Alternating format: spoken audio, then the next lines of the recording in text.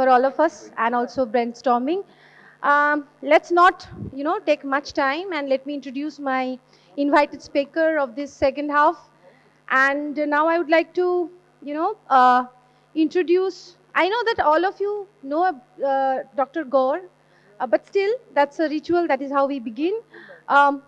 Professor Dr. Ramesh Gore, he is the speaker of this session, and he serves as Director, Library and Information at Indira Gandhi National Center for the Arts, New Delhi.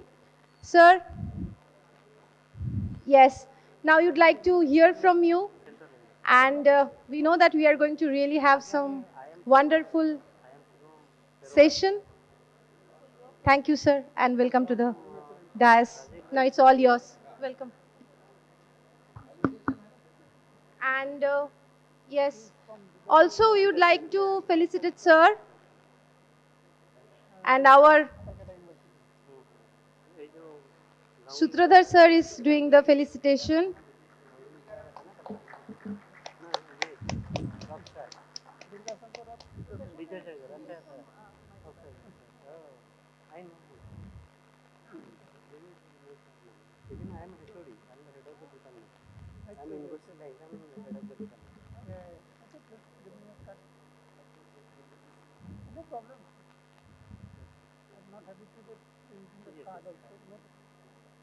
Thank you, Sutradhar sir.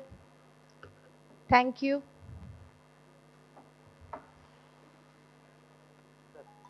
Sorry. Sorry. Yes, sir. Yeah. Thank you. And sir is looking for the slides. Anybody? My PPT, please.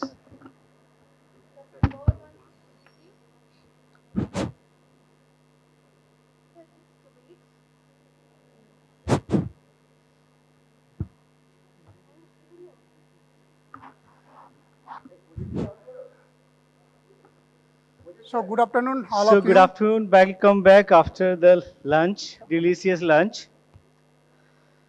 In my this talk, I'll be taking you forward what I said in the morning because I strongly feel the way in last 10 years, Indian knowledge system, the Bharati Gyan Parampara things have been taken up by universities, institution, and government of India, which is very much needed because after the independence, we forgot about our roots, our values.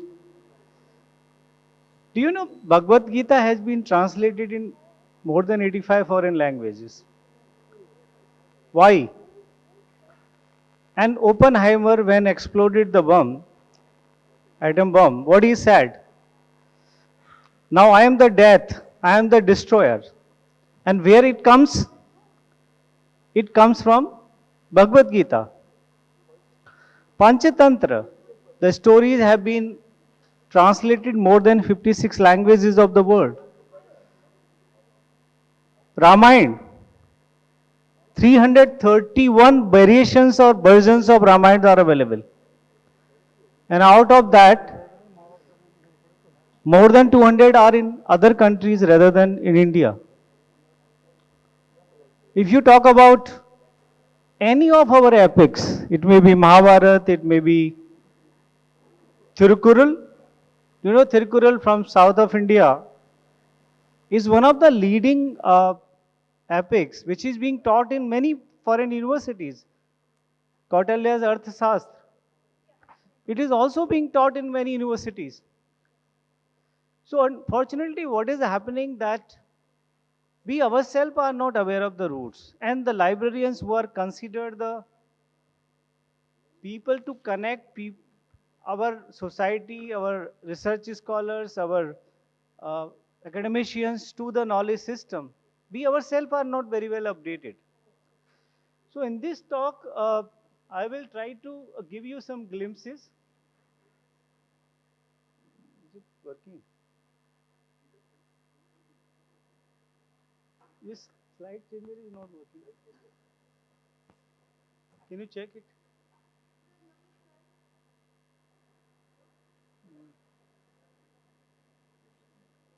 I have to put this way.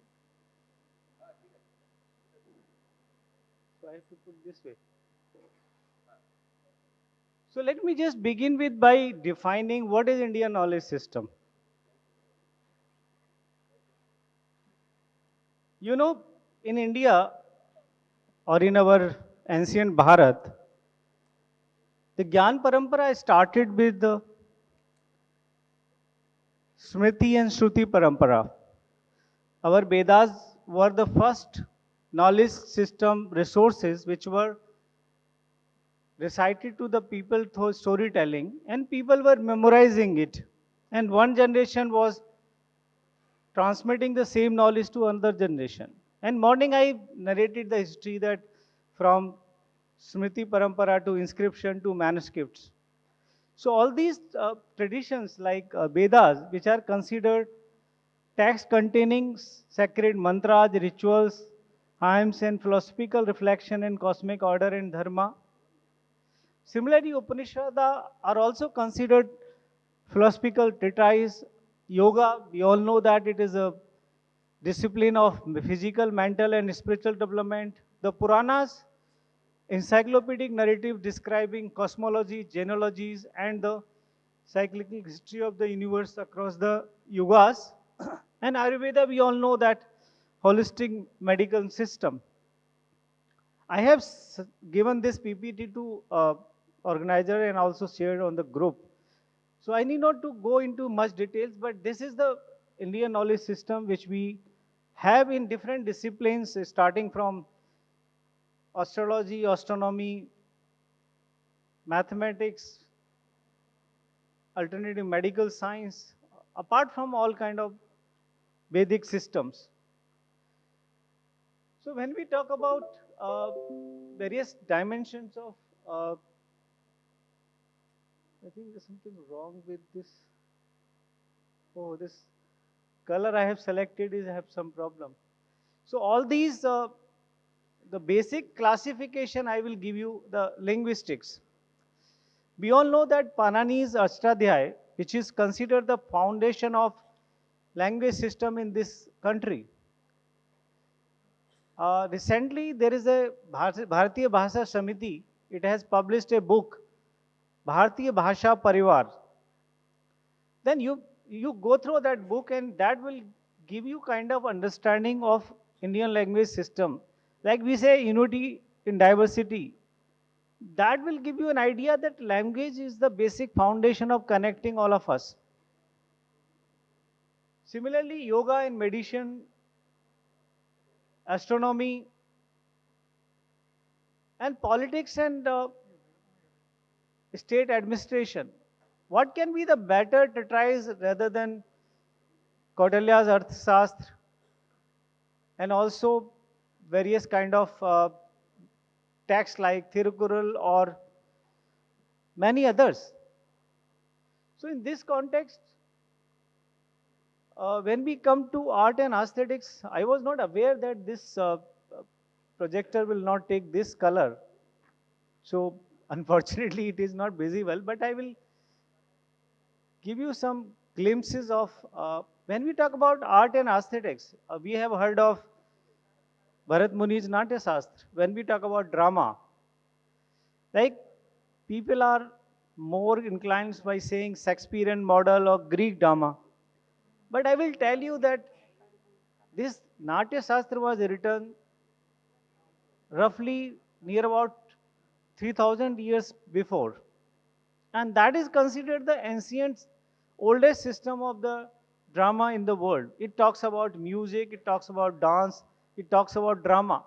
So all these resources, what we have seen in our ancient knowledge system, as a librarian, we are not much aware of it. And it is because that it has never been taught to us. It has never been part of our course curriculum. And in that context, in budget speech, Prime Minister announced that although we were doing manuscript digitization in piecemeal basis, but the Prime Minister is very keen that all our near about 1 crore manuscripts should be totally digitized and should be accessible under a national digital repository. So in this regard, this Gyan Bharatam has been launched. And in this system of Gyan Bharatam, if you go to portal gyanbharatam.com, you will find all the details about the programs, schemes. Earlier, National Mission for Manuscript was having some kind of manuscript resource center, partner center. Gyan Bharatam has a new model. It is talks about regional cooperation. It talks about various kind of collaborative partnership with university. Like IIT Kharagpur as a technology institution can become partner in this process. And many times we are not aware that what we do with these manuscripts. So in that context, Gyan Bharatam has identified various objectives, like ultimate aim is accessibility. Recently, when I organized this conference, Gyan Bharatam, there was a uh, there were 8 themes, and I was expecting a lot of papers from the librarian community. But I was little disappointed because most of the presentations or papers comes from the scholar or Indological researcher. Nobody has thought of proposing any new metadata standards or new cataloging format because we are using Mark 21 or Dublin Core. But you know this Dublin Core or Mark 21 doesn't have facilities to classify or catalog our Indian knowledge system, our manuscripts. And these manuscripts are not just in Sanskrit. These are in different script on different media and with kind of different subject. So first my request to all of you, please don't see, sometimes we have to go beyond our area of activities. We should not restrict ourselves with a boundary walls of our job profile or job role. We should, at least as an Indian, we should know what are our Indian knowledge system, and manuscript is something which is the great source of Indian knowledge system.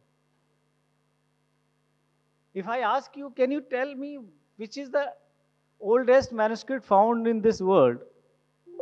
It is from India. And if you remember some time back, Prime Minister talks about it. Unfortunately, it is not in India. It is housed in British library, that Oxford University Bodleian Library. But this is the oldest manuscript on Mahabharata. Similarly, we have a lot of other manuscripts which are oldest.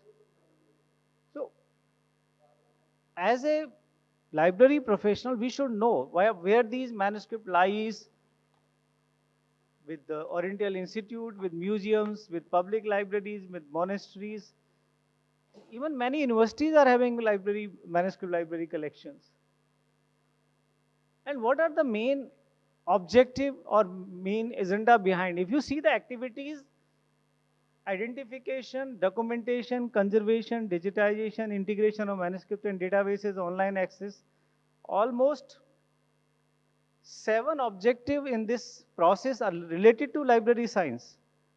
But how many of us we have really thought of it? How many of really tried to look into that? So basic proposal which I am going to present here and discussing is about like how to take this pride in our legacy, how to really focus on aligning it with new education policy, because Indian knowledge system is a very much, many of you work in universities and academic institution. Now this new education policy is talking a lot about Indian knowledge system, storytelling. Are we really having anything in related to this? Are we talking about all these aspects in our day-to-day activities? When we talk about manuscript, there are 4 major areas which related to libraries: survey and documentation, preservation and conservation, catalog and dissemination, and also accessibility. So at least as a library professional, we should do something. As a library community, we should work on that. Other than that, we have a lot of oral traditions, folklore, folk music, folk drama, in every region, every state, there is a vast knowledge lies in form of oral traditions. And these oral traditions are something which, like, we may have not read the Ramayana, but many of us, we all know about Ram. How? Because of this oral traditions, because of Ram Leela and other things. And similarly, there are a lot of folk literature in form of Panchatantra, Jakarta tales, and all those things. So, I think what I am trying to put a point here, that all these things which I am talking as a part of Indian knowledge system, we do not have any proper system of cataloging or classification. Those DV decimal classification and Mark 21, they didn't cover all these aspects. So how to overcome this inconsistency in classification system? Like, you will find a lot of problem of classifying Indian knowledge system. So in that context, I want to inform you, there is a team of Dr. J.K. Bajaj and Professor Srinivas from Center for Policy from Chennai. They are working on designing and defining a new classification scheme by working on this DV decimal classification. Similarly, conservation, digital preservation, and there is another very important thing, manuscriptology and palligraphy for language preservation, which we are not very much familiar. Actually, this my presentation is required at least 1 to 2 hours to speak and explain, but conference like this have time constraint and time limitation. So I will not able to go in details because there are other speakers in the session. My only request to all of you that look beyond your present working system, have some time, devote some time in understanding Bharatiya Gyan Parampara, Indian knowledge system. Particularly, let's focus on manuscript surrounded by you. Now this Gyan Bharatam is a big project. If you know any manuscript available in your institution or nearby institution, there is a portal, Gyan Bharatam portal. You should contact the regional partner in that region. Funding support is available because Gyan Bharatam has identified companies for digitization of manuscript. They will do it without any cost to you. Only condition that you have to provide the digital copy of that manuscript for National Digital Repository, which is being created by Gyan Bharatam. You need help for translation. Like yesterday when I was coming, somebody called me from Kolkata that they know that I am coming here. They have a lot of Bengali manuscript on Ayurveda. So that way, if you need to translate into Hindi or English or in regional language, those kind of project can be sponsored or supported by Gyan Bharatam. There's immense opportunities, immense opportunity under this particular project. So it may be classification, it may be cataloging, it may be digitization. Let's find out our own ways. See, definitely after Dr. Ranganathan, he tried to come out with a scheme, colon classification, to have our own classification scheme. But this Indian knowledge system is totally not covered in any of these schemes developed by foreigner or other institutions. So you can take my PPT, can have more details about this project and the initiative. With these words, I thank my dear friend Dr. Sutradhar. My purpose is just to create an awareness among all of you that we should look beyond our regular modern education system. Let's integrate Indian knowledge system into modern education system. Thank you very much. Oh, thanks a lot. Thanks a lot. Give a big hand to Dr. Gaur. I'm very much thankful to you, sir. You have come all the way from Delhi and then give a presentation. And as you know that time is really, really very short and only the concept that we have to explain. So thank you, sir. Thank you very much. Thank you. Thank you. So Next. thank you. So our next invited speaker is Professor Partho Saruthi Mukhopadhyay, sir. Please come to the dais. He is a distinguished professor in the Department of Library and Information Science, University of Kolani, and he is with NDL since its inception. That is most important. Thank you, sir.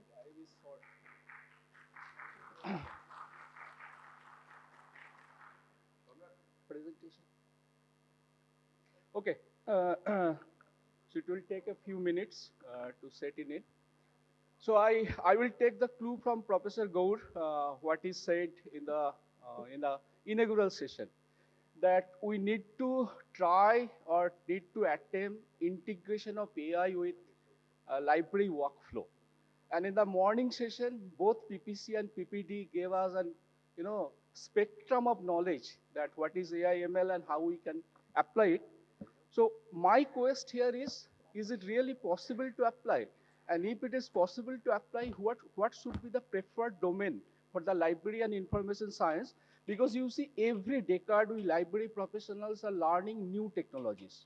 70s personal computer, 80s we learned RDBMS, 90s web architecture, the first decade of 21st century discovery system. And in this new decade, we are again in the crossroad. We are actually perpetual crossroaders. What I say, that every decade we are actually becoming a crossroader. So this crossroad again came AIML. So you see here the two pillars of a library system. It's a knowledge organization system, what Professor Gaur was just talking about, classification, cataloging, metadata encoding. Another is information retrieval. But as a library professional, we always found a sharp difference between this information retrieval and knowledge organization. And I actually tried to look that why our perception, conception, and visualization of information retrieval differs from that of computer scientists. Then I found that home subjects are different. If you are talking about knowledge organization systems like classification, cataloging, indexing, metadata encoding, all originated from library science. And if you are talking about information retrieval, all originated from computer science. And there is a basic difference why what we do understand as information retrieval and what computer professionals are proposing as information retrieval, like vector space model, BM25, and so on.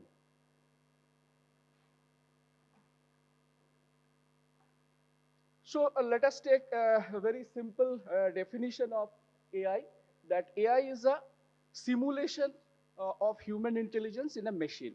And there is a little bit of AI in everybody's life. Like who is organizing your emails? Have you ever wondered that why some of my mails are going to spam folder, some up to primary tabs, some are social tabs, and AI is working in between, and every day it is learning. Nowadays, hardly any important mail goes to the spam directory. And almost all cases, the AI/ML talk presently we are discussing all are generative AI. But my dear friend, as a classification people, as a hierarchical people, you all know that entire artificial intelligence domain, the landscape, large language model is a tiny dot only. Machine learning, neural network, deep learning, then comes the transformer model, only a tiny dot in the entire landscape. And then comes the machine learning, the most important part of artificial intelligence. Most of the heavy lifting jobs are doing by the machine learning process. You give an enormous amount of data, it can detect the pattern, what actually PPC said in the morning session. And from the librarian point of view, we always think in this way.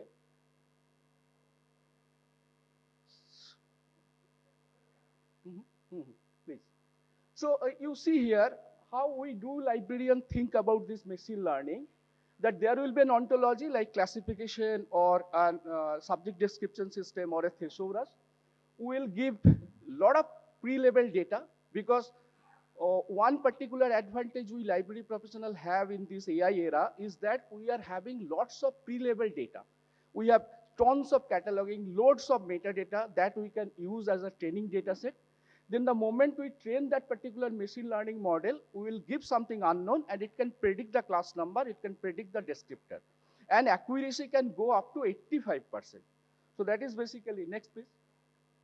So what we are doing as a library domain, believe it or not, we started working on 2019. Please, next. So here you see the term responsible AI, what nowadays computer scientists are using here and there everywhere, first coined by OCLC in its report in 2019, that is responsible operation, and responsible AI was a very important phase of that report. Then the next report came by SILIP in 2021, but the best report so far I have, read, that is developed by Dr. Ryan Cordell on behalf of Library of Congress. It's a 42-page report only. And each of you, please go through this very crispy report. From the point of view of a user, he is predicting how libraries will be integrating with the machine learning. A very simplistic landscape he actually predicted as a user, as an avid reader of Library of Congress. Now, IPLA produced the SIG group also. Now, you can remember the talk of Dr. Shantanu Ganguly in the immediate previous session. He talked about lots of tools, very important tools, AI-enabled tools that we can use. So entirely as a lot of students, scholars present here, a lot of would-be professionals are here. So my suggestion to all of you that please take one step at a time. Almost all the AI tools presently we are having can be categorized into 3 simple groups on the basis of the complexity. Group 1 is basically browser based. You do not have any kind of installation. Simply you use your browser, you can use it. Like new generation search engine like Asta. You all know that's semantic scholar. Allen AI developed, last 3 months back, a beautiful AI-enabled search engine on the top of Semantic Scholar, which is called Asta. And you will be getting an idea that how search engines are actually changing. Research Rabbit already talked by Dr. Ganguly. Then in the group B, that can help you through simple installation like OpenDefine, data wrangling, and AI plugin, and AS Review. You feed the entire bibliographic data there, train the model, it can predict what are the documents that will be relevant for your literature review. Very simple model. But the real challenge is in Group C. Group C is slightly advanced level and mostly deals with the core part of us, that is knowledge organization and corresponding information retrieval. And in this group, we are again in advantageous position because most of the ontologies like DDC, UDC, LCSH, all are available as linked open data. You can download, you can utilize as an ontology. And as I said, we have a lot of pre-level data also in the form of catalog and metadata. Now, first of all, how retrieval is changing. Through this particular paper, here you see that retrieval is changing by using large language model. But large language model, as PPC said, involves a lot of problem like hallucination, AI slope, etc., cutoff date. So we can improve that through retrieval augmented generation as a new generation search engine. Then comes a new technological model context protocol. And finally, the semantic annotation, how we can predict the class number and descriptor. And not only that, we can integrate in software like cohort DSpace. So here, what is RAG? Everything started, next page. Everything started from this particular paper. A beautiful paper appeared in Code for Library. That is back. Code for Library. So it says that presently we are searching keywords and getting links. The future will be searching in NLP and getting directly the answer. So that is basically an NLP, augmentation of the retrieval process. Now, retrieval augmented generation, you see, what is the problem here in case of large language model? I gave the latest GPT model a bad clue. that is it true there was a delay of 4 minutes in launching Chandrayaan 3? It took the bad read, hallucinated a lot, AI slop, what we call, and it gave me confidently wrong answer. So, next please. Now, what we did, through retrieval augmented generation, we collected lots of document in Chandrayaan 3, then introduced this vector-based embedding, created ChromaDB, a LangChain interface. Now, when user make a query, the query vector will be matching with the document vector, top K result will be coming, and that top K result will go to the LLM, and LLM will produce answer.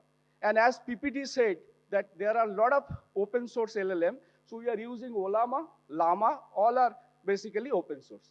Next. Now you see, this is the model we created, where I can select this particular language and search is enabled. And then when I ask the same question, is it true? So it actually said me, no, you are halfway right. Chandrayaan 3 was delayed, but the delay was for 4 seconds, and it gave me also the source.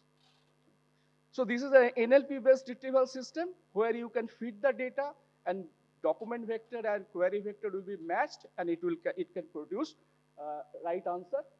So what is model context protocol? Here what we did, we have lots of backend software, Omeka, Koha, Greenstone.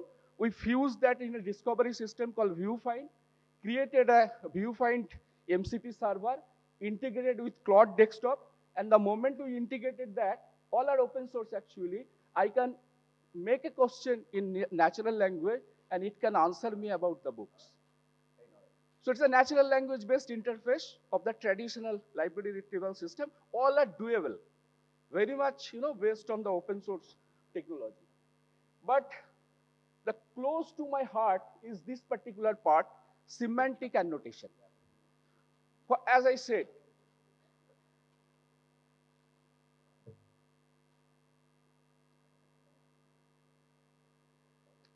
what we did here, we took a open source tool called ANIF, developed by the National Library of Finland. Then entire LCSH and DDC third summary, up to third summary, we fed there as an ontology. Downloaded MARC records, almost 500,000, trained the system, and that system is REST API enabled. So what happened, after training is over, then I can use that particular, different kind of large language model into an ensemble mechanism, and neural network based ensemble we are using. It's a chorus.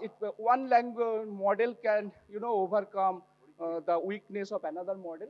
So most computer scientists do that. And this is our model, training model. This is the title of the book, and this is the summary note, and this is the URI of Library of Congress Subject Heading or DDC number. Because URI, it's a linked open data, every concept is represented through a URI. Now this is the entire training model, training data, how does it look like? We calculated different performance of different backend model, and neural network ensemble actually the NDCG score, normalized discounted cumulative gain, and F1 score, a simple harmonic mean of recall and precision, actually better than the other models. So yeah, utilize that one. Next, no, 2 more minutes. Almost done. Next please. It is not working sometimes. Next. Next please.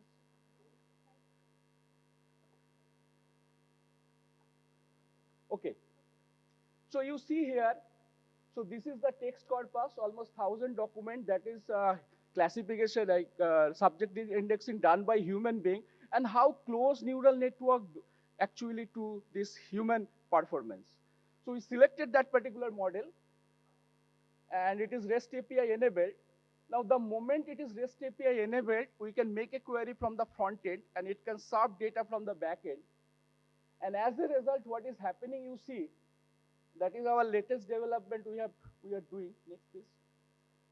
So we imagine that if it is possible, if it is responding against REST API call, now can I give the title and summary of the book And when I go to 650, it can automatically produce descriptor. Or when I go to 082, it can automatically produce DTC number. Next. Please, next. Now you see here, we integrated through a JavaScript the backend ANIF, trend ANIF with our Koha cataloging interface. So here you can see in the top suggest DDC, suggest LCSH, and different other model, including LLM as well as ANIF. We added title, subtitle, as well as summary note. Now on the top of this, corpus, if I click suggest DDC, you see what happens. Go to next. Now the moment I select suggest DDC by using any ANIF and the neural network model and the cutoff threshold is 0.2, so it can produce on the top of that text corpus, that is the class number. And the moment I click produced LCSH, it can produce development economics. The moment we click it, it will directly go to 02 tag, the class number. The moment I click select, it will directly go to this 650 tag. Thank you very much. Thank you, thank you. To complete your within You time. really exactly in time. 15 minutes. 5 minutes extra, na? No, no, right time. Ekdam. Please come. So now it's time to do our felicitation. To do this, we have Sutradhar sir with us. And let's give a big round of applause for Partha Sharathi sir.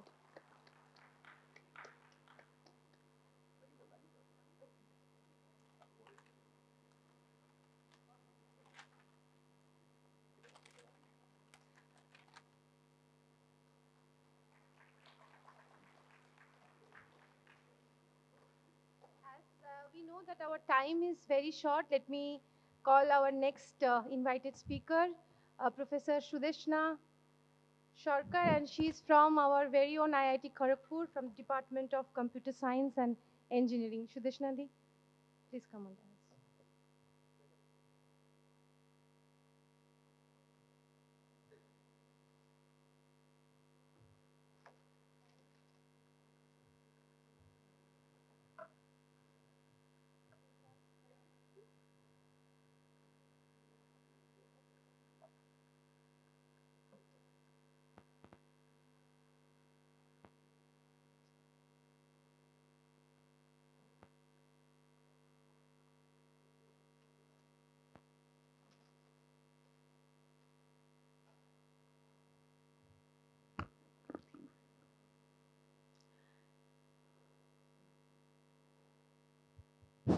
Madam, please try to complete within 20 minutes. Yes. Okay. So thank you. I'm happy to be here.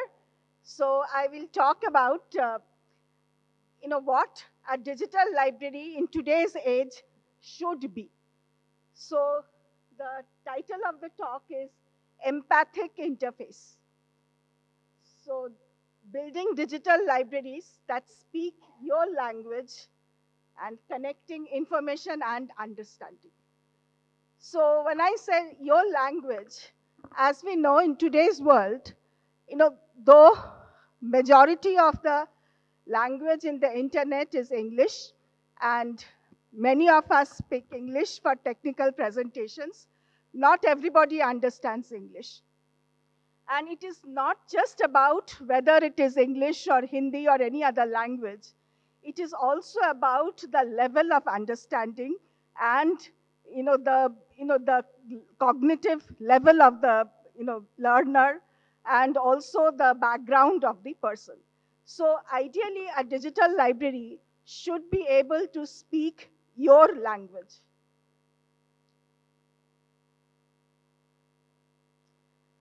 So for those who may not understand English, so this is just because this is the only other language I know well. So this is the title in Bengali. So maybe all of you don't know Bengali, so I'll not go through it. So this tries to create a formal title in Bengali saying Bhashar Shimana Periye, Kritrim Buddhimattar Juge Bahubashik Byaktikrito Digital Granthakar. Looks like it should be accessible to Bengali language users, but I'm sure most people who know Bengali will not be able to get the essence of it because of the formal tone.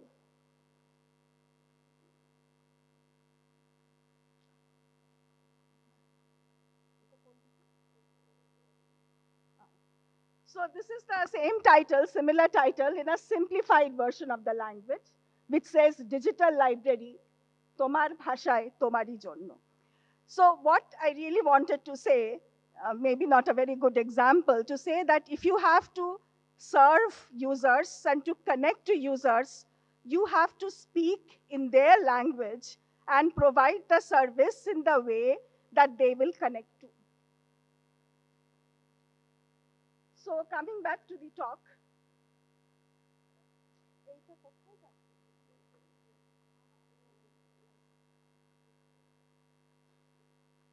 So today is the age of information overload. So, and even in the internet, in the digital libraries, in our own IIT Kharagpur library or the National Digital Library of India, there is a huge amount of material. And in spite of there being so much information out there, and many of them, though not completely balanced, but in multiple languages, multiple formats, but the complex search systems, but still the accessibility gap remains. And the user may struggle to get connected to the information they need, and therefore they cannot access the knowledge. So the gap between the information which is there and the understanding how it can serve users. And that is why we would like to have the digital libraries should be empathic partners in the learning journey of the user, not just passive repositories.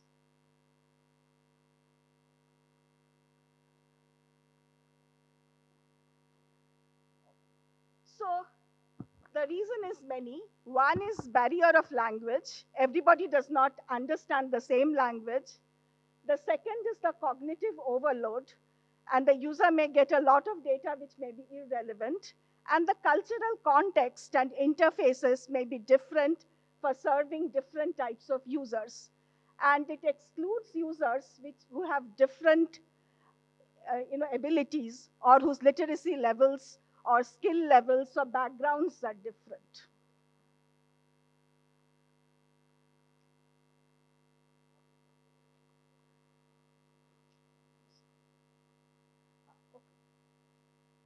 So what we will like to have is empathic digital libraries which caters to the persona of the user and serves the user. So we all know that there is a big digital divide and linguistic divide in knowledge access.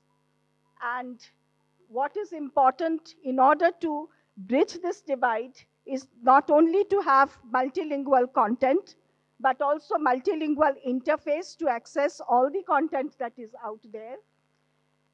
Culturally contextual search enabled by metadata, curation and translation, which is driven by the community, and modular accessive formats for different types of learners. Now, what we will like to have is a system which is not centered on the content, but centered on the learner, which understands the user context, the user needs, and user capabilities. For this, the library should cater to you. It should be your library. And the library should maintain the user profile. It should remember the past requirements of the user, the past searches that she made, their preferred languages, their background in the discipline, the projects that they're interested in, and so on, through the entire life cycle that the user is using the library, so that the library can serve the user in a personalized way. So the library should be user aware in terms of language preference, the skill level and learning style, conversational, so that the user can give his requirement, and the library interface can understand the intent of the user and serve the appropriate content in an appropriate way. And it must have semantic understanding. In the last talk, there was a emphasis on understanding the semantics of the documents, personalization, and also assist in recommending content to the users.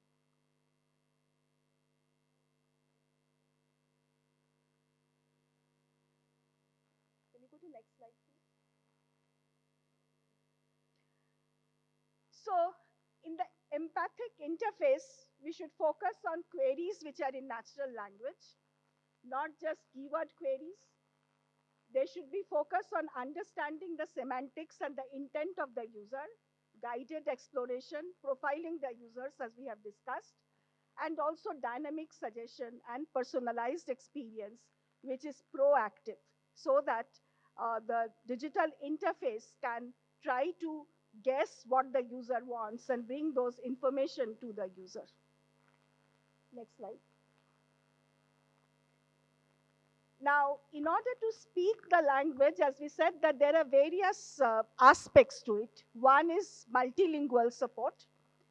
So the user should be able to access in any language, and there should be technology which is already being developed quite well in order to be able to give real-time translation, cross-lingual search, and also it should be aware to the cultural context of the user. In addition, the interface should take into account the literacy level of the user to decide the right amount of explanation that is, or right type of content that is useful to the user, and also provide the user maybe content with progressive complexity, as well as have visual aids and examples.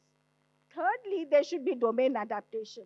So for example, a medical query should be served, the response should be served differently to a doctor or a medical practitioner or to a layperson.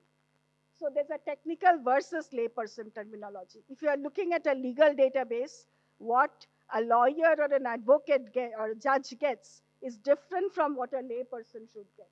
There should be, and also the library should adapt to the domain so that it understands the field-specific vocabulary and the contextual definition. So the empathic interface should understand you, that is your profile, your cultural and linguistic context, your current information need, and your current task. And it should adapt to present information in your language, offer content in your preferred mode, whether you want it in audio format or visual format or textual format, and also tailor the complexity and depth of the information. It should also anticipate the user's need and proactively recommend information to the user. Next slide. So these are the 4 pillars of an empathic interface. Firstly, it should be personalized. And as we said, for that, there should be user profile and user context.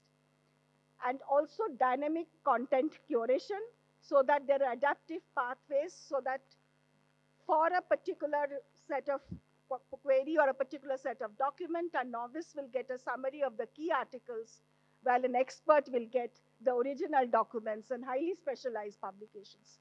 For example, a doctor who is querying on the medical domain will get the actual research papers, where a layperson should get a summary of the key findings. Second pillar is multilinguality. So multilinguality should also include the cultural background of the user. So this will require intelligent language processing, as also cultural contextualization to cater to the user. Third pillar is being multimodal. Because of different literacy levels or different types of ability, some users will prefer the being served in the speech form. So there should be also an audio first mode, and also a conversational interface in order to interact with the user continuously and understand and discover the user's information need. And the fourth pillar is not just give the user some response, but try to satisfy the needs of the user. And sometimes these needs may not be spoken. And also in addition or instead of giving a list of documents, there should be also a way of aggregated information delivery, just like is done in many search engines. Next slide. Now, going in a little more detail, so as we know that there's unequal access to language due to language barriers.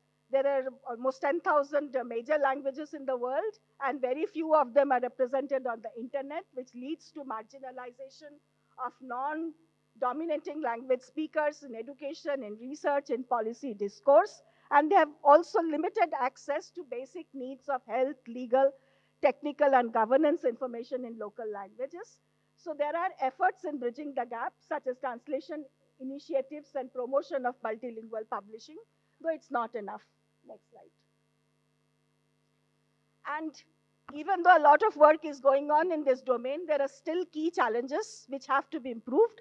For example, semantic heterogeneity across different languages, cultural context which is embedded in the knowledge, and then resource asymmetry between the languages and user expectations for cross-lingual discovery.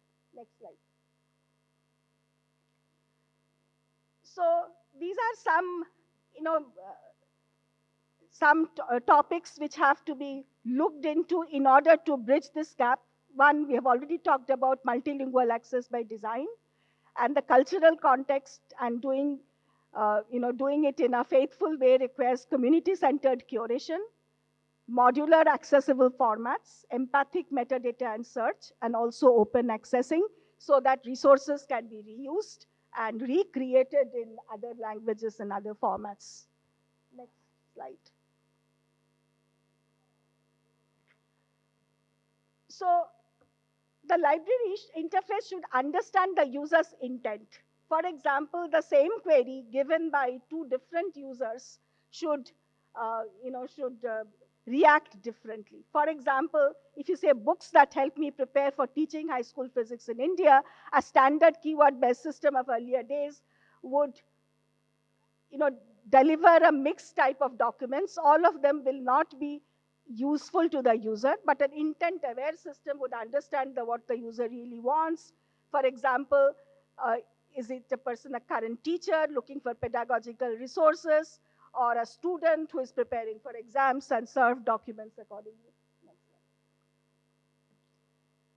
So in order to do that, the interface should also be welcoming to the user and guide the user, and also learn and adapt by building up the user profile, by observing the user behavior, analyzing the patterns, adapting the interface so that the user can be served better. Next slide. And as we already discussed, the content should be presented to different users or different audiences in different ways. For example, if the query is on quantum entanglement, for experts, to experts, the result will be served in one way, for students, college students in a different way, and for children in high school in a different way. So the level in which the knowledge is served will depend on the user profile, which is based on the age, education, and also the interests and reading history of the user. Next slide. And in order to enable these, this type of system, we require technology. So one technology is natural language processing, which has come a long way, and there's still a lot of way to go in order to cater to low resource languages. Then there is machine learning for recommender system, user behavior modeling, etc. Knowledge graphs to understand the semantic relationships between the different concepts, and very importantly, user interface in order to cater to the user in a proper way. But all this should work together seamlessly in order to create the digital library access. Next slide. So there are some enabling technologies. I'll not go into detail. There are knowledge organization system. Today we have moved beyond the traditional DDC-based ontologies to other ontologies like OWL and RDF, knowledge graphs, linked data vocabularies, semantic networks. But then, it's also challenging to develop the multilingual aspects of that. towards which some work has been going on. And there are different semantic gaps, like lexical gaps, different words having different meanings, structural differences, granularity mismatches, which have to be addressed. Next slide. And there are a whole deal of technological approaches, which again I will not get into in a lot of detail, but people have been working on this and more work has to be done. Next slide. So just to give some example, there are some very well-known multilingual libraries. For example, Europeana has a digital cultural heritage platform. It serves more than 27 languages. And they have Europeana data model, multilingual thesaurus, entity reconciliation, cross-lingual search, and they're able to provide access to a lot of documents and cultural heritage items in multiple languages. Next slide. And our very own National Digital Library of India has also diverse and vast repository of regional languages. They have metadata formats and standards, which are standards, then cultural and subject-specific knowledge, and there's a need for cross-lingual and semantic search. So they cater to 22 plus languages, and they have different technologies in order to provide access to millions of educational resources in multilingually, though a lot needs to be done. Next slide. So these are some key challenges: privacy versus personalization. When you gather data from the user, gather data from the document, how much you should gather, what should be, how much you should retain, what type of anonymization you have to done. Then there's algorithmic bias in different forms. There's digital divide in different forms. Okay, next slide. Next slide. So the vision is that when you want universal access, the access should be in any language, enabled by real-time translation, cultural context, any device, whether your laptop or your mobile phone or your tab, any ability, even for a person who cannot read, cannot hear. So there should be library interfaces catering to different abilities, and one should be able to access from any location. And for this, what we look for is user-centered design, ethical AI, inclusive access, cultural sensitivity, continuous learning, and partnering with community. Next slide.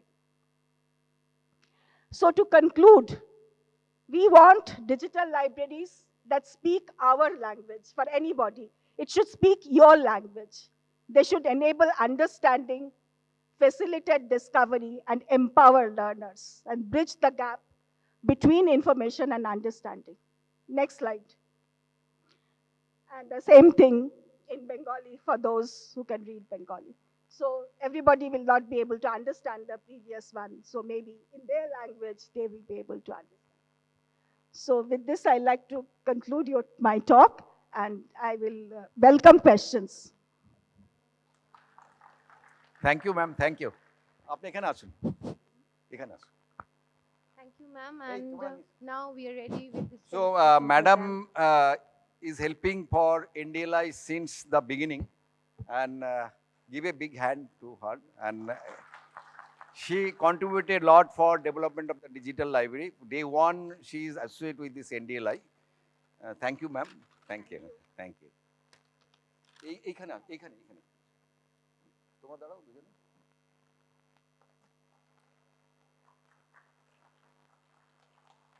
Thank you. Thank you, madam. Thank you. Next. Online নেই So online কিছু confirm করে দিতে I think we have managed our time so far beautifully, right? Yes. next So our next Goyal আছে invited speaker, Professor আছে Pavan Goel sir from our IIT Kharagpur, Department of Computer Science and Engineering. Sir, please. We need the slide.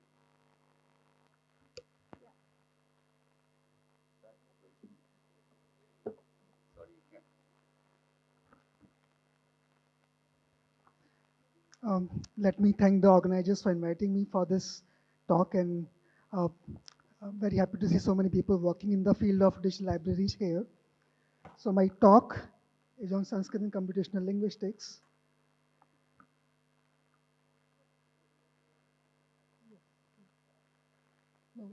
only one slide.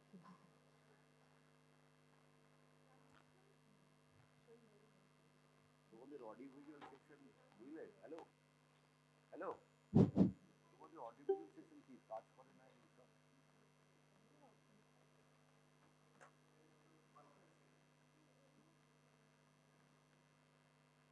From there, right? Also, please complete within 20 minutes. Yeah, yeah. Sure, sure. Back যাও। This side?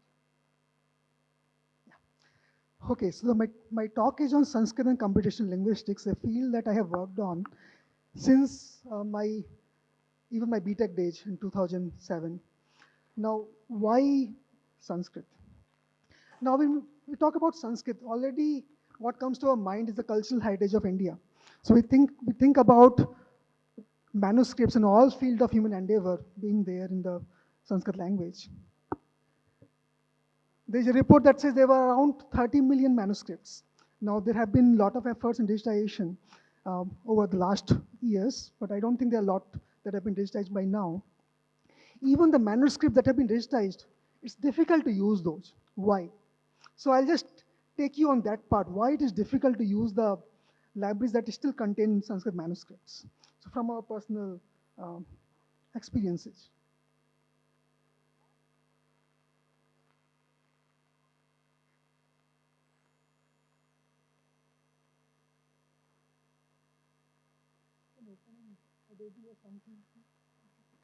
So there are challenges that come with this. So when you read a Sanskrit text, typically you will find a sequence of phonemes, and there is no word boundary between that. So when a user wants to learn the language, they want to read the text, they would not even know how to segment what are the individual tokens there.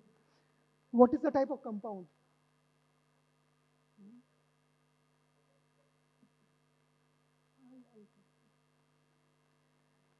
When you are seeing a compound, aham pitambaram namami, what is the compound type here? Is it bahuvrihi?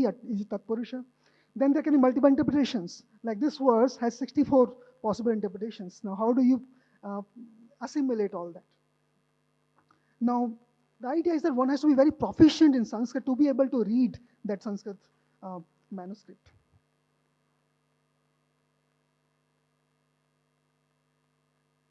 Sir थोड़ा दूर से करने में आ जाएगा, इस side में करने में। Previous slide. I think I just have. How? So when we started this journey, we tried to create a digital library. So these are some verses from Sanchipta Ramayana. So what you see on the left is just shloka, is the shloka in Ramayana. Then it's Anvaya, because it's in poetry. So poetry generally has a meter information, but generally when we speak in a prose format. So we convert from poetry to prose. We do translation. At the same time, we need to do a lot of analysis. Like what are the individual words involved? Valmiki, Muni, Pungavam. What are the words involved here? You do word segmentation. You do vibhakti analysis. What is the morphology of individual words? Now, Sanskrit experts were employed. They created this library, but how far they can go manually? So they could do some hundreds of verses, but then how do you extend this to like thousands and millions of manuscripts, doing it automatically? Next slide. So like converting poetry to prose automatically, finding the connection between words automatically, that in this sentence, Valmiki is the subject, the karta, Paripapracha is the root, and Naradam is the karma. How do you automatically find this connection? Now, why do we need these connections? Right? So because the users that are reading these texts, they just don't want the translation presented to them. They want to read and understand the language while they are reading the text. So you need to help them in understanding why the translation from Hindi to English is coming in this way. How do you gradually go from Sanskrit to English translation? By doing all this analysis. Next slide. Previous one. So this was the motivation that we had for our work, that we can create this resources only for a handful of manuscripts or verses, but can we automate this through the help of AI and ML? And we focused on various tasks like, can I do word segmentation? Can I do morphological tagging, dependency parsing, dependency annotator, compound classifier? The question was, fine, people are doing this in natural language processing anyway, so why it is challenging for Sanskrit language? What's the additional challenge that we face? Next slide.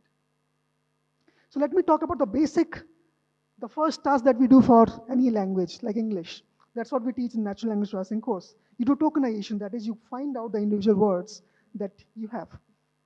This is the first step in the NLP pipeline. Now, what is the problem? You see, just take the spaces and you find all the words in the sentence. Now let's see a corresponding Sanskrit sentence. Next slide. This is a proverb in Sanskrit. You see, there is no word boundary. There are satyam briyat, priyam briyat. There's a lot of words there, but there is no word boundary. So before you can do translation, before you can do word analysis, you need to find out what are the words here. Next slide. And because we know there is a sandhi phenomena that happens, because of which at the boundary, the words get conjoined. But what we see is, in Sanskrit, you know, there's an oral tradition. Whatever was spoken was also written. So when we have kurvan apnoti, you have two analysis, kurvan apnoti or kurvan apnoti. Now you have to decide which one is the correct depending on the context. Next slide. Next. Now there are other challenges. So many of the languages, they go from left to right. So you always develop models that go from left to right processing of language. But Sanskrit, this is not the case. So you see Sundaraha Ramaha Ravanam Hanti, you can permute the word order. You can say Hanti Sundaraha Ramaha Ravanam and so on. But can you say the same thing in English? I say cat kills dog. I can't say dog kills cat. They are two different things. Now, just quick thinking, why is that English is not allowing this, but Sanskrit allows this? Where is the information encoded that what is a subject, what is an object? In English, that's in the word order. So you say cat is the subject, dog is the object, this is the verb. But in Sanskrit, where is the information encoded?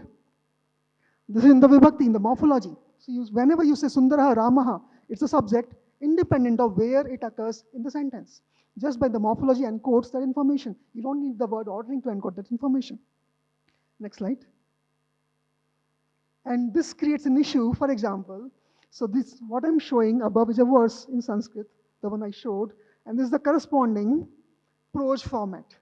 Now in the prose format, it's very nicely like Valmiki Kihi Tapasvi. Tapasvi is an adjective of Valmiki, which is how we write. So adjective is before the noun. Similarly, Munipungavam Naradam, fine. Then Paripapracha, the verb is happening.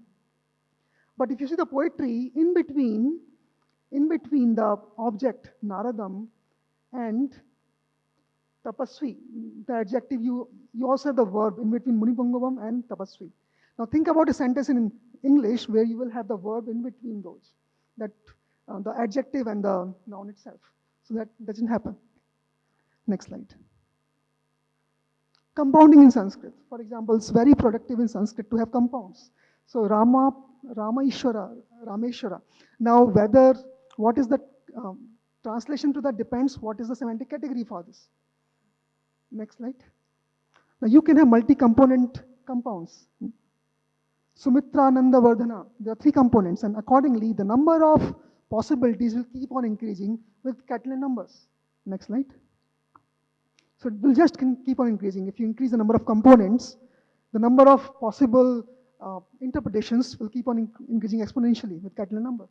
Now, how do you detect the correct interpretation in this? Automatically. Next slide.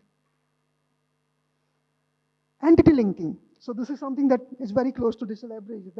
So this is what I'm showing, 2 verses from Mahabharata. Now, what is the task? Task is to find out what is the actual entity in the knowledge base that is in the text. So I can say Sabyasachi, I can say Arjuna. Both should map to Arjuna entity in the knowledge base. Now, how do you do the mapping with all the sandhi? So there's a sandhi here, and there are poetry here, and different variations are being used. How do you do entity linking? This was one of our recent work that is being presented at EMNLP just today and tomorrow. So how do you do this entity linking with Sanskrit? Next slide. So in the remaining time, what I will do, I'll just have a quick look at some of the solutions that we had proposed. So this was a work in computational linguistics, MIT Press, December 2020. So we proposed a graph-based framework for structure prediction tasks in Sanskrit. We said, can we have a unifying framework that can solve all of these tasks by using the knowledge from a lot of Sanskrit data? Next slide. So what is the idea? So what I'm showing is an actual verse in Ramayana, and then what do we finally want? We want the word split. So Ramopi, Ramaha api, Paramodaras, Sumukhas, Sumahash, Yashaha. We want all these words there. Now, how do we start? We can do word splitting, we can do compound splitting. So this is the work we started, for example, when I was doing my postdoc at INRIA Paris. Next slide. So we created a platform which will take a Sanskrit text and give you all the possible ways you can analyze this. Also with morphological tagging, that this is a particular noun, this is a compound, this is a verb, will show in different colors. But it will show all the variations, will not tell you what is the final solution. Now this interface was for annotators to come up and select what is the best solution among all these jungle that you are seeing. Right? Next slide. 2 minutes, sir. Sorry? 2 minutes. 5 minutes, right? Yeah. 2 minutes. 2 minutes. Okay. Please. Sure. So our task was to automate this, that how do you go from all these possibilities to the ground truth? Next slide. And this can explode very quickly. Like you're seeing a solution, a sentence that has 7 billion possible solutions. Now you have to find the correct solution from 7 billion possibilities. This is a sentence from Kalidas. Next slide. Just to show the sentence, Ya Tapasvi. Next slide. Now what was the solution here? So we took the problem as a structured prediction task in Sanskrit, and we said, what we will do, we will take all possible candidates and create a graph out of that. And then we'll use various algorithmic tricks to find the solution. Next slide. So from the input graph, we will use distribution information from data and then say, okay, I'll find the maximal click from this, and this will give me the final segmentation. Next slide. And this we found does remarkably well compared to all the previous solutions that we had. Next slide. We said, okay, I can use the same idea for dependency parsing by finding relations between words by using a Steiner tree. I can do poetry to prose linearization by Hamiltonian path. Next slide. We can generate poetry by using syllables as the basic units. So we generated poetry in that same work. Next slide. Now with the neural networks and transformers, so later on we also extended these methods with transformers. So this was a work on EMNLP 2022, where we said, can we pass all this knowledge that is coming from Sanskrit Heritage Reader inside the transformer module with a specific kind of attention that we have developed. Next slide. And this worked better than all the previous solutions. Next slide. How do you use it for dependency parsing? If we can have various other kind of information like multitasking, compounds, and morphology, can you use that for dependency parsing? Next slide. So in ACL 23, we had a demo tool, Sanskrit Shala, where we had deployed all these solutions that they were available to the users. Next slide. And now we have also attempted to extend it to multiple Indian languages. So I'm leading a consortium of 6 institutes under this National Language Translation Mission, where the task is that we use Sanskrit constructs and use it to create translation between different language pairs in India. Next slide. So one of the very interesting works we are doing here is creative generation. Suppose you give me a Sanskrit English input, can I create a Sanskrit poetry out of that? Now, you know, in poetry, there are meters and there are specific regular expression that you have to follow. Now, how do you constrain the language models to be able to follow this? Next slide. So for example, this is a sentence that we are providing. Yeah, next slide. This is the previous one. The ground truth poetry. Now we generated poetry that follows exactly the meter, and we showed to the domain expert that actually conveys the same meaning. Next slide. To summarize, so what we have been able to do is to propose solutions for different Sanskrit processing tasks that are apt for low resource training by using just 1/10 of the data that the previous machine learning models were using. And we had used knowledge guided solutions where graph construction enables using handling free word order nature. And also we got the best possible results in various different tasks. And the works has been published in top venues in the field of computational linguistics. Next slide. Just ongoing work. So we are working. So I was hearing about digital library discussions. So how do you search and do question answering for Sanskrit text? How do you extract information from Sanskrit text, named entities, relations, co-references, to machine translation with the help of Sanskrit, doing cross-lingual, parsing for poetry, generate poetry, linearize the poetry, do automatic speech recognition. Many of these works are being done with different collaborators across India and outside, and these are published in various conferences, and some are in submission. Yeah, with that, I'll thank again for inviting me here, and any questions, I'll be happy to take. So you can find all the information on this particular website. We also have a Hugging Face page where all our models and data set are publicly available. Thank you. Thank you, Professor Pawan. Well said for completing your topic within the time. Yeah. So please, sir, come here. Sorry, actually, no, time is very short. You are so genius and topic is so interested.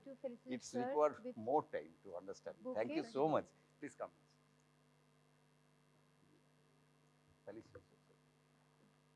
A big round of applause for sir.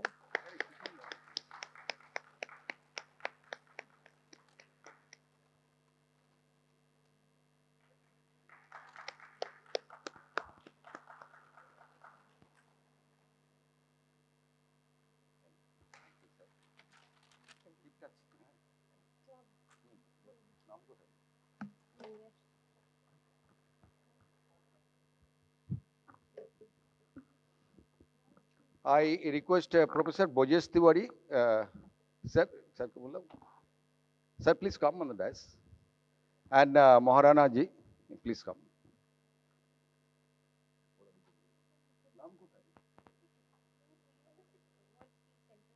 There are some, please sir, come. Staff Excellent Award, Club Excellent Award, World's Skill Center. Is there anybody? Please come.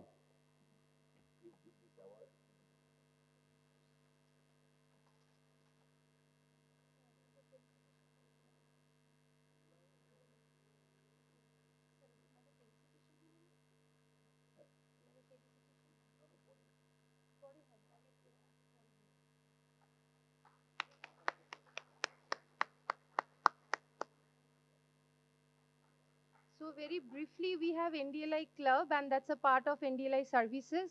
And Odisha, this institution is doing extremely good performance throughout their last academic year. And since this is awarded to them. So we have, so many states and so many clubs, and from every states we have chosen top performing clubs. But today, everyone could not be part of the program. So, whoever was there, we tried to give the award today, and tomorrow it will continue. Thank you so much.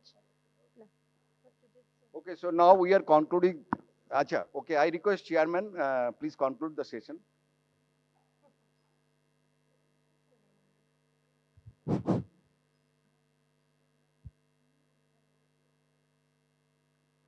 So this is the technical session 2, that is the invited talk. So this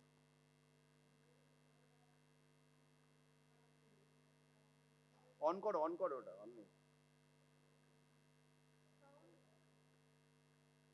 Niche.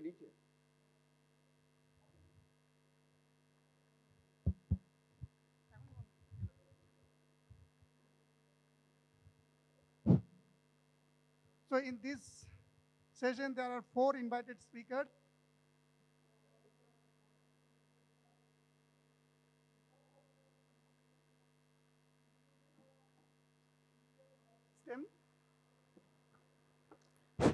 And the second speaker is Professor Parthasarathi Mukhopadhyay sir.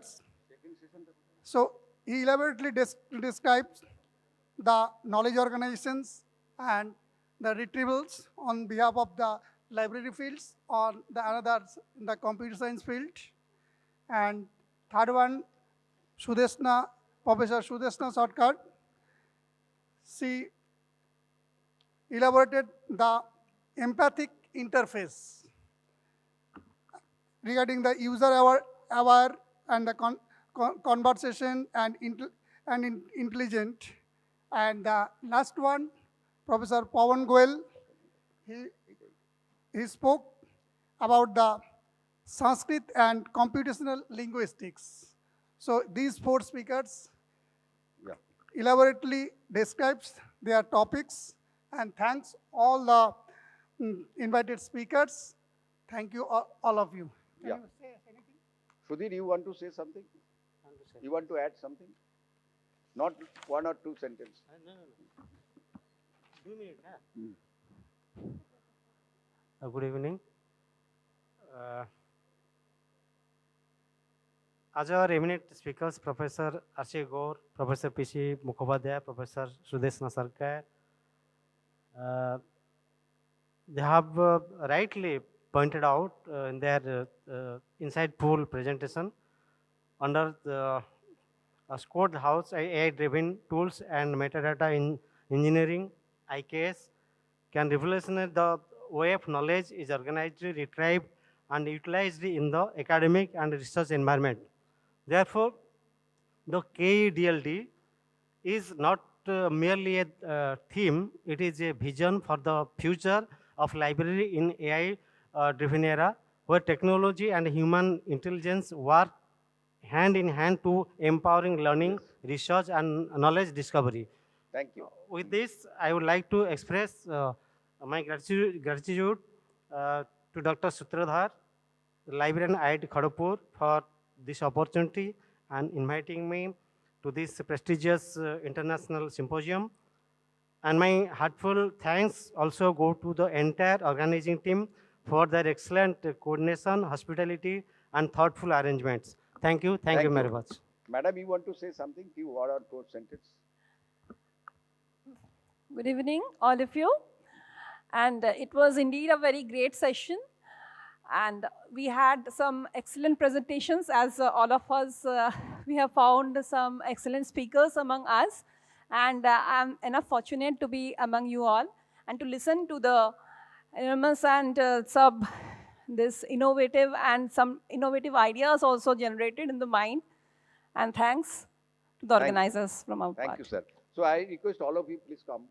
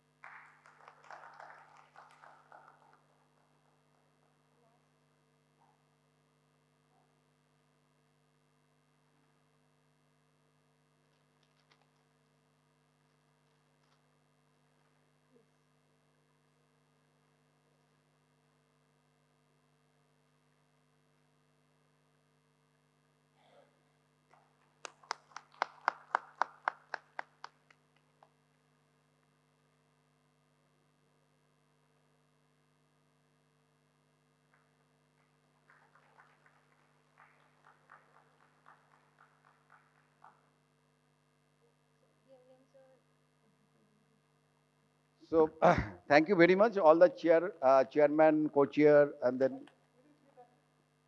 the mic. Yes, not possible for you. Thank you, all of you.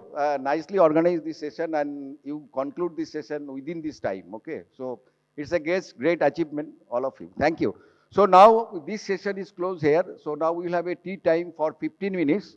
And after that, another session will start in the Gargi Auditorium nearby the product display. All the session now onwards, it will be held in Gargi Auditorium. Okay, and the evening program will be held here at 6:30. Yeah. So thank you very much, all of you. You please assembly what is the time? 3:45 in the Gargi Auditorium.